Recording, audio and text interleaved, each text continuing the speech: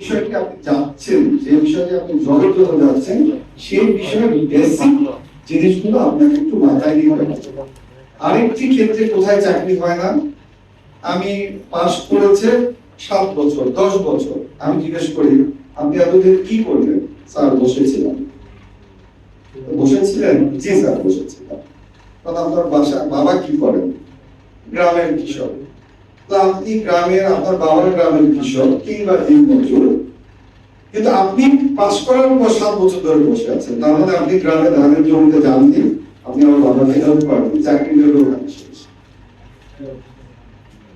তাহলে আমার কিছু প্রি থাকতে হবে যে একটা বোর্ড আমাকে কি কি কোশ্চেন করতে পারে, সেই জিনিসগুলো আমাদেরকে জানতে হবে। আর এক্সপেরিয়েন্স কিছুটা তৈরিও করতে পারে। ওই যে যেটি ওটাও সুরন্ত সাহেব কভার করেছে, যে আমি হয়তো আমার 10টা বিষয় এক্সপেরিয়েন্স নাই, কিন্তু যদি একজন ক্যান্ডিডেট বলে স্যার আমি তো চাকরি করিনি, না আমি স্টুডেন্ট লাইফে টিউশন করেছি, আমি স্যার খুব সুন্দর বাচ্চাদের পড়াতে পারি, আপনি স্যার এই চাকরিটা আমাকে যদি দেন আমি আপনার কাজটা সুন্দরভাবে করে দেবো, আমি স্যার আমার চেষ্টার কোনো ত্রুটি থাকবে না। তখন কিন্তু আমি তার সঙ্গে কথা বলি যে আসলে তার মধ্যে এই আগ্রহটা আছে। আরেকটা কমন জিনিস কেউ করবেন না, আমি জানি আপনারা অনেকেই এই কাজটা করেন কিন্তু ইন্টারভিউ বলে বলছেন না। আমরা জিজ্ঞেস করি, অনেকে দেখি আপনি কিসে ইন্টারভিউ দিতে এসেছেন, কিসে করেন? স্যার আমি অনার্স থার্ড ইয়ারে করি। Very good. তো আপনি যে ইন্টারভিউ দিতে আছেন ফুল টাইম জব, আপনি কিভাবে করবেন? স্যার অনার্স তো কলেজ ইউনিভার্সিটি কলেজে যেতে হয় না, পরীক্ষার সময় স্যার পরীক্ষা দিয়ে দিব।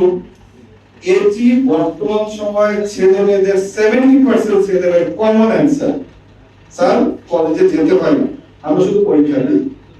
আমি বুঝে গেছি কি পরিমাণ ফাঁকিবাজ হলে যার কলেজে যেতে হয় না, ও কি নলেজ গ্যাদার করবে। ইন্টারভিউ কিন্তু আমরা তাদেরকে আর দিই না, এই বুকগুলো ইন্টারভিউ করে সাধারণত করা যায়। আর পরিশ্রম ছাড়া কিছু হয় না, এটা হচ্ছে সব কথার মূল কথা। প্রচুর পরিশ্রম করতে হবে, পরিশ্রম না করলে কোনোভাবেই উন্নতি করা সম্ভব নয়। এই যে আমরা যারা আমাদের বয়স হয়ে গেছে, আমরা এখনো প্রতিদিন 12-14 ঘন্টা কাজ করি কম পক্ষে। তাহলে আমি কিন্তু এটাতে তুষ্ট হইনি যে আমি অনেক কিছু করে ফেলেছি বা এখন খুব রিল্যাক্স টাইম।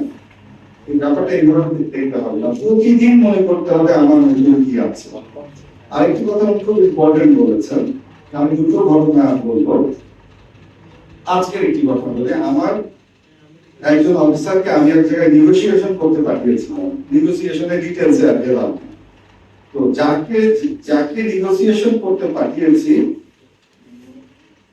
তাকে ওই ভদ্রলোক আমারই কর্মকর্তাকে অনেক কনভিন্স করার চেষ্টা করেছে। এক পর্যায়ে বলেছে যে ঠিক আছে আমি তোমাকে কিছু টাকা পয়সা দিব, তুমি এই জায়গা থেকে সরে আসো, আমি কাছে যেতে পারছি না। তো তিনি একটা উত্তর দিয়েছেন, উত্তরটা হচ্ছে এরকম, স্যার আমি ওই প্রতিষ্ঠানে কাজ করি, আমার 3টা বাচ্চার জন্ম হয়েছে ওই হসপিটালে, ওই হসপিটালে 2,500 মানুষের কর্মসংস্থান আছে, আমি এমন কিছু করবো না আমার ব্যক্তিগত স্বার্থে যেন ওই প্রতিষ্ঠানের কোনো ক্ষতি হয়।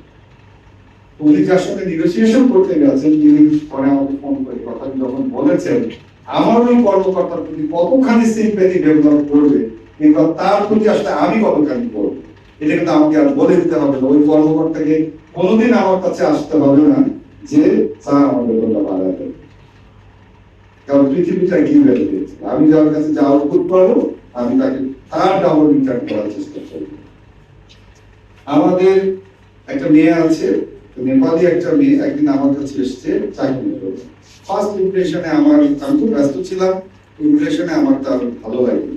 আমি তাকে বলছি ঠিক আছে তুমি পরে আসো, ইন্টারভিউ ছাড়া সে আরেকদিন এসছে, সে অনেক বিনয় করে বলেছে যে স্যার আপনি, আমি আসলে একটা নেপালি মেয়ে, আমি ইমোশনালি দেশের বাইরে পড়াশোনা করতে গিয়ে একটা বাংলাদেশি ছেলেকে বিয়ে করেছি, আপনি যদি আমাকে চাকরিটা না দেন তাহলে ওই ছেলেকে ছেড়ে দিয়ে আমাকে কথা বলতে হবে, আপনি আমাকে অন ট্রায়াল টাকা দিতে হবে না, আপনি আমাকে 3 মাসের জন্য কাজ দেবেন, যদি আমি ফেল করি তাহলে আমি আপনার চাকরি চাইবো না, যদি আমি পাস করি তাহলে আপনি আমাকে চাকরিটা দিবেন। তাহলে ওকে যান, তুমি কাজ শুরু করো।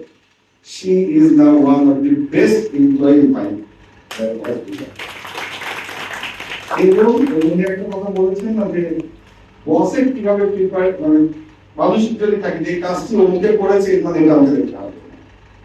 তা আমি যখন সকালবেলা বের হই, আমি যখন টয়লেটেও যাই, তখন টয়লেট থেকে আমি চিন্তা করি আমার এখন অফিসে যাওয়ার পরে আমার কি কি কাজ আছে, আমার এই 5টা কাজ আছে। আমি তখন যে কাজটি করি, কোন কাজটি কাজ, বের হয়ে ওই 5 জনকে বলে দিই আমি যাচ্ছি, আমি 1 ঘন্টার মধ্যে অফিসে পৌঁছাবো, শশীকে এটা করবো ও এটা করবো। আমি জানি ওই 4টি না হলেও শশীর কাজটা আমি করে দিয়ে পাবো।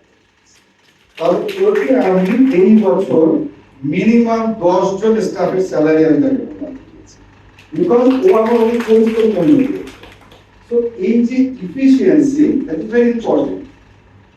আরেকটা ইম্পর্টেন্ট জিনিস যেটা আমি সবই ওনার কথাগুলোকে রিপিট করছি যেন মনে থাকে আপনাদের, হচ্ছে যে আমি যখন কাউকে কোনো ডিক্টেশন দিই যে এটা করে নিয়ে আসো, তাহলে ডিক্টেশন দিলাম, উনি করে নিয়ে যখন আসে আমি প্রতিদিন আমার ক্লাস অথবা আমার টাইপিস্টকে জিজ্ঞেস করি, আচ্ছা বলো তো এখানে কিছু অ্যাডভাইস করলে ভালো হয় কিনা।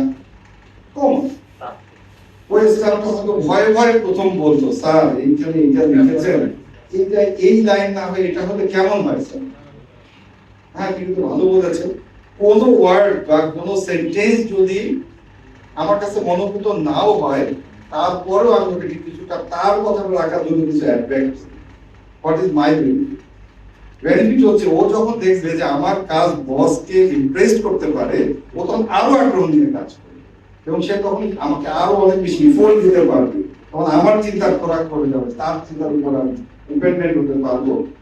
আবার তার বেনিফিট কি, সে ধীরে ধীরে স্কিল হবে। তা না হলে যখন আমি শুধু বলবো আমি যে বলছি ওটাই করে নিয়ে করে আর করবে থেকে বলছে, তখন আমারও কাজের লোড কমবে না, সেও জীবনে নিজেকে স্কিল হিসেবে তৈরি করতে পারবে। তো এই ধরনের নানা ফ্যাক্টর গুলো আসলে এই জায়গাগুলোতে কাজ করে। আমাদের এই প্রজন্মের এই কথাটাকে কেউ খারাপ ভাবে প্লেস নেবেন না। আমার এই প্রজন্মের সবচেয়ে বড় সমস্যা হচ্ছে আমরা অল্প পরিশ্রমে অনেক বেশি কিছু পেতে চাই, কিন্তু মনে রাখতে হবে অল্প পরিশ্রমে অনেক বেশি কিছু পেতে চাইতে হবে না, অনেক পরিশ্রমে অনেক কিছু পেতে চাইতে হবে, অল্প পরিশ্রমে